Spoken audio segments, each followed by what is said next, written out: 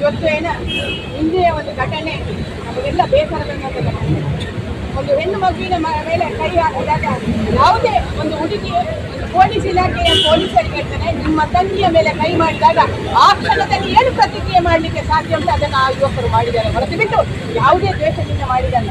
ನಿಮ್ಮ ಮಗಳ ಎಲ್ಲಿಯಾದ್ರೂ ಮೈಗೆ ಕೈ ಹಾಕಿದಾಗ ನೀವೇನ್ ಮಾಡ್ಲಿಕ್ಕೆ ಸಾಧ್ಯ ಇದೆ?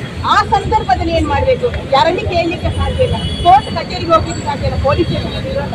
ಆಗ ಅವರು ಆ ಘಟನೆ ಮಾಡಿರ್ಬೋದು. ಇದು ತಪ್ಪು ಆಗಿದೆ ಅಂತ ಹೇಳಿ ಯಾರು ತಪ್ಪು ಮಾಡ್ತಾರೆ ಅವನ ಮೇಲೇನೆ ಶಿಕ್ಷೆ ಹೊರತು ಸುಳ್ಳು ಆರೋಪ ಮಾಡಿ ಯಾರ್ಯಾರ ನಿರಪರಾಧಿಯನ್ನು ಅರೆಸ್ಟ್ ಮಾಡಿಕೊಂಡು ಹೋಗಿ ದೊಡ್ಡ ಜನ ಆಗಿ ಅವನಿಗೆ ನಾಳೆ ಪ್ರಶಸ್ತಿ ಸಿಗುವಂಥದ್ದು ಅದು ಆಗ್ಬಾರ್ದು. ಯಾವುದೇ ಪೊಲೀಸ್ ಆಗಿರ್ಬೋದು, ಆ ಪೊಲೀಸ್ ಇಲಾಖೆಯಲ್ಲಿ ಖಾಕಿ ಡ್ರೆಸ್ ಹಾಕಿದ್ದು ಯಾಕೆ? ಎಲ್ಲರಿಗೂ ನ್ಯಾಯ ಕೊಡ್ಬೇಕಂತ ಹೇಳೋ ಉದ್ದೇಶದಿಂದ ಖಾಕಿ ಡ್ರೆಸ್ ಕೊಡ್ತಾರೆ, ನಿಮಗೆ ಬ್ಯಾಜ್ ಕೊಟ್ಟಿದ್ದಾರೆ, ಒಂದು ಸ್ಟಿಕ್ಕರ್ ಕೊಡ್ತಾರೆ, ಕಾರ್ ಸ್ಟಿಕ್ಕರ್. ಯಾಕೆ ನೀವು ಕಾರ್ ಹಾಕಿರ್ಬೇಕು? ಯಾರಿಗೂ ಒಬ್ಬನ ಕೈ ಗೊಂಬೆ ಹಾಕಿ ಕೆಲಸ ಮಾಡುವಂತಹ ನಾಯಕರು ನೀವು ಆಗ್ಬಾರ್ದು. ಸಮಾಜದಲ್ಲಿ ಏನು ಅನ್ಯಾಯ ಆದಾಗ ಅವರನ್ನು ಆ ಅನ್ಯಾಯವನ್ನು ಬಡಿದೋಡಿಸುವಂತ ಕರ್ತವ್ಯ ಕೂಡ ನಿಮಗಿದೆ.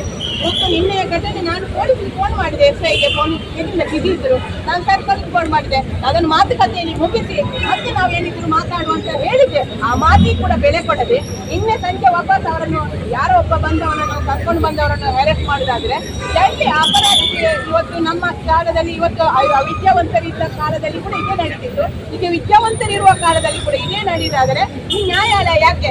ಅಂಬೇಡ್ಕರ್ ತಂದಂತ ಈ ತತ್ವ ಸಿದ್ಧಾಂತ ಸಂವಿಧಾನ ಎಲ್ಲಿ ಹೋಯ್ತು? ಆ ಸಂವಿಧಾನದ ಪಾಠ ನಿಮಗೆ ಮಾಡಲಿಲ್ವಾ? ಪೊಲೀಸ್ ಇಲಾಖೆಯಲ್ಲಿ ಏನು ಟ್ರೈನಿಂಗ್ ಕೊಡ್ತಾರೆ? ಸಂವಿಧಾನದ ವಿಚಾರವನ್ನೇ ಕೊಡುವಂಥದ್ದು. ನೀವು ಕೋರ್ಟ್, ನೀವು ವಕೀಲರಾಗಿಲ್ಲ, LLB ಕಲಿಸಿಲ್ಲ, ಆದರೆ ಅವರಿಗಿಂತ ಜಾಸ್ತಿ ಕಾನೂನನ್ನು ನಿಮಗೆ ಟ್ರೈನಿಂಗ್ ಅಲ್ಲಿ ಕೊಡ್ತಾರೆ. ಅದು ನಿಮಗೆ ಗೊತ್ತಿರಬೇಕು ನಾನು ಏನ್ ಮಾಡ್ಬೇಕಂತ. ನಿಮ್ಮ ಕರ್ತವ್ಯವನ್ನು ಬಿಟ್ಟು ಆ ಕರ್ತವ್ಯದಿಂದ ಬಿಟ್ಟು ಮತ್ತೊಂದು ಕೆಲಸವನ್ನು ಮಾಡಿದ್ರೆ ನಿರೀಕ್ಷೆ ಸಾಧ್ಯತೆ ಆಗಿದೆ. ಇವತ್ತು ನಿಮಗೆ ಕಲ್ಪನೆ ನೀಡಲಿಕ್ಕೆ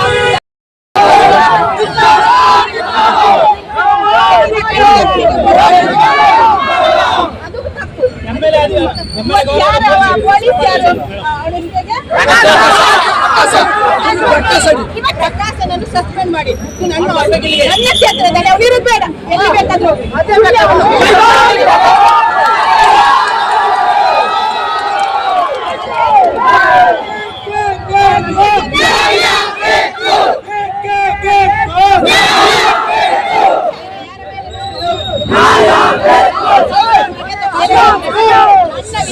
ಕ್ಷೇತ್ರದಲ್ಲಿ ಅವನಿರುವುದು ಬೇಡ.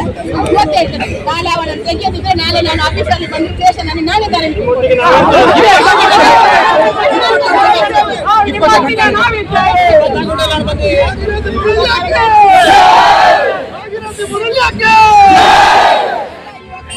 ಶಾಂತ ಚಿತ್ತರಾಗಿ ಸಮಾಧಾನದಿಂದ ಈ ಕಾರ್ಯಕ್ರಮಕ್ಕೆ ಸಹಕಾರ ಕೊಟ್ಟಿದ್ದೀರಾ. ಹಿರಿಯರೇನು ನಿಮಗೆ ಮಾರ್ಗದರ್ಶನ ಕೊಟ್ಟು ಅದರ ಪ್ರಕಾರ ನಡ್ಕೊಳ್ಳುವ ನಾವು ಇವತ್ತು